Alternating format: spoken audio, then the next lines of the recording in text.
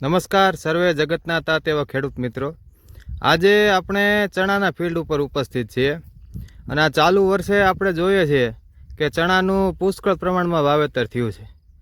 શિયાળુ પાકમાં ચણા છે આપણી સૌથી પહેલી પસંદ એટલા માટે રહેતી હોય છે કે સૌથી ઓછા જોખમી પાક તરીકે ચણાનો પાક છે.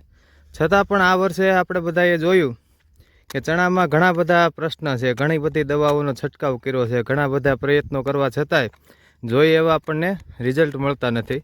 તો તમે જોઈને તમને નવાઈ લાગશે કે આખા ઘેરામાં કોઈ જગ્યાએ એક પણ પ્રકારનો પીળિયાનો કે જાંબુડિયાનો કે કોઈ પણ જાતનો આમાં આપણને પ્રશ્ન જોવા મળતો નથી. તો આવું સારું સરસ ચણાનું ફિલ્ડ આપણે બે બાજુ જોઈ શકીએ છીએ કે કોઈ જગ્યાએ આપણને સિંગલ પ્રોબ્લેમ એક પણ છોડમાં જોવા મળતો નથી. તો આની પાછળનું કારણ શું છે?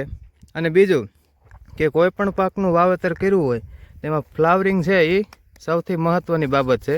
તો આજે એક પ્રગતિશીલ ખેડૂતની ત્યાં આપણે ઉપસ્થિત છીએ. તો એ ચણામાં કયા કયા સારવાર કરે છે એની વિશે વિશેષ માહિતી એમની પાસેથી જ લઈએ. તો ભાઈ તમારું નામ જણાવશો? મારું નામ રામભાઈ કોહાભાઈ કોલડિયા. હા, તમારું ગામ? તાલુકો સાવરકુંડલા, જિલ્લો અમરેલી. હા, તમારો મોબાઈલ નંબર? Mobile number 63 514 4181.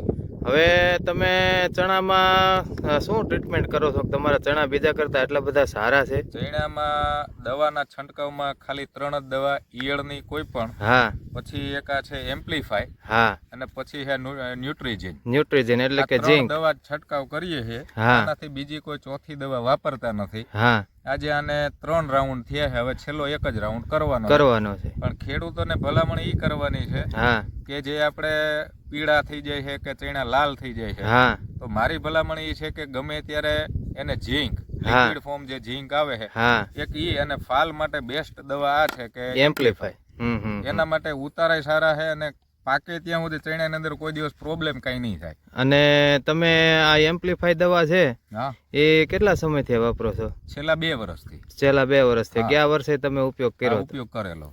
હા, તો આવો આપણે લાઈવ પણ વિડીયોના માધ્યમથી જોઈએ કે કોઈ પણ છોડ ઉપર જોઈએ છે એનું એક કોઈ ફૂલ છે એ સિરીઝ તૂટતી નથી. જેટલા ફૂલ ઉઘડે છે તમામે તમામ ફૂલમાંથી છે એ પોપટા બંધાઈ જાય છે, ફળ બંધાઈ જાય છે. આખા ફિલ્ડમાં ગમે ત્યાં આપણે જોઈએ છે ફૂલની સંખ્યા પણ આપણને પુષ્કળ જોવા મળે છે અને એક પણ ફૂલ છે એ ખોટું થતું નથી, એટલે કે પૂરેપૂરા ફૂલ છે એ બંધાઈ જાય છે. તો આવી સરસ.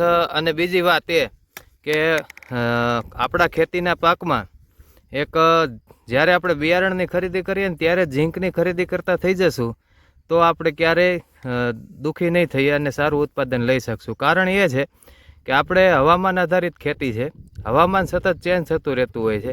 તો હવામાન ચેન્જ થાય એની સામે છોડની જો રોગ પ્રતિકારક શક્તિ સારી હોય તો એની સામે ટક્કર લઈ શકે. તો રોગ પ્રતિકારક શક્તિ સારી, છોડની મજબૂતાઈ વધારવા માટે જો કોઈ તત્વ કામ કરતું હોય તો એ માત્ર ને માત્ર ઝીંક છે. તો આવો આપણે ઝીંક અને એમ્પ્લીફાયનો ઉપયોગ કરી આપણા પાકને સુરક્ષિત કરીએ. ખૂબ ખૂબ આભાર, ધન્યવાદ.